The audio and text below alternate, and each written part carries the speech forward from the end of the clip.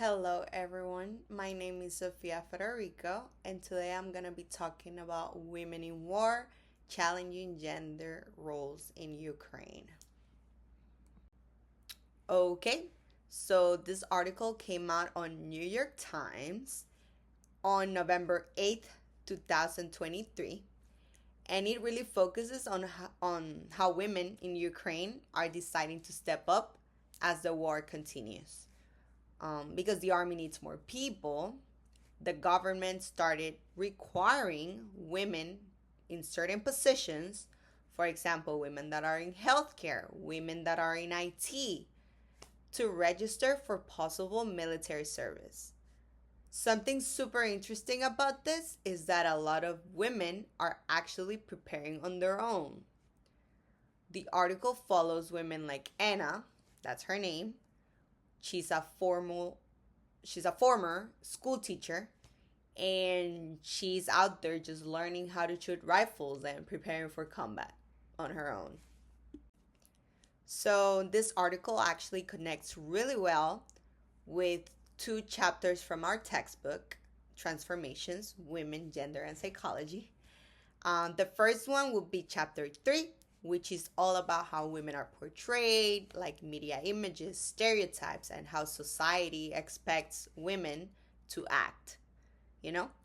And then chapter 9, which actually focuses on women and work, especially when women go into jobs that are seen as men's work, like, for example, in this case, the military. Both of these chapters help explain a little more what's going on in this article, the situation, and why it matters so much. So we have chapter 3, Images of Women, and it really talks a lot about the way women are stereotyped. You know, being soft, being emotional, or needing protection. Those are usual like stereotypes that are given to women. But this article completely changes that. We're looking at different women in the article. For example, Anna, which I previously mentioned. And they show how she's training for combat. She's doing target practice. And she's saying things like, if not me, then who? And that's literally the opposite to the usual stereotype. The chapter also talks about how women in the media are rarely shown, surprisingly, in heroic or leadership roles, you know? But this article shows these women as the main characters instead of being like, the side characters. It shows them as brave.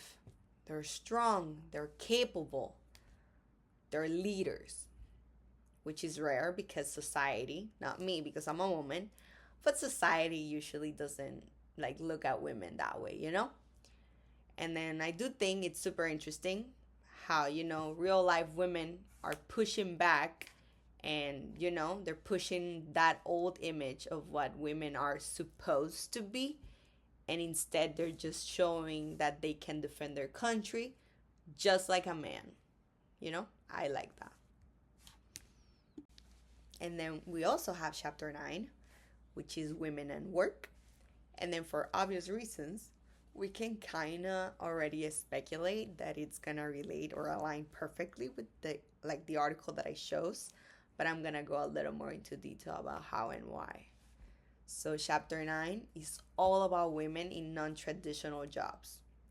These are jobs that have mostly been done by men. And for example, the military in this case is a perfect example of this. This is definitely one of those jobs. In the article, we see how women are starting to actually enter these roles, like combat training, working in military IT, even logistics. But it's not easy. It hasn't been easy. Some of them had to train on their own.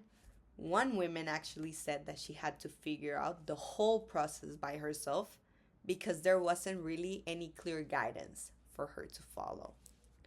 The textbook mentions that women in male dominated fields actually face extra challenges, like, not getting the same resources. They're not getting the same respect. And that's exactly what's happening here. Some women in the article also mentioned that they have been or they have felt frustrated with how unprepared the system is for them. Like it hasn't been, like the system hasn't been prepared for them to enter. And, this shows just how much work still needs to be done, and, you know, how much more there needs to happen in order to actually support women in these spaces and not just letting them in because of need, you know? So, what needs to happen next? I'm gonna go ahead and I'm gonna mention a few things that I think they're important to mention and that they should happen. So, first of all, Ukraine should definitely give women the same training and gear as men. This includes uniforms that actually fit, clear instructions, and real support.